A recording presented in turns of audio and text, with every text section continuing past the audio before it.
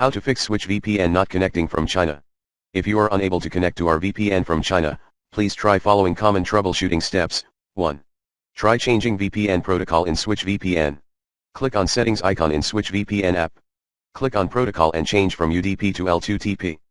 Close the settings and reconnect to VPN and check if this has resolved the problem. 2. Try connecting to US or European servers. 3. Try rebooting your internet modem/router. 4. If you are using 360 antivirus and firewall, try disabling it temporarily and connect to SwitchVPN to make sure your antivirus/firewall is not blocking SwitchVPN. Note, 360 antivirus and firewall is known to cause issues with SwitchVPN. If you are still unable to get connected, please contact us on live chat or email SwitchVPN at support@switchvpn.net. SwitchVPN also offers remote setup assistance.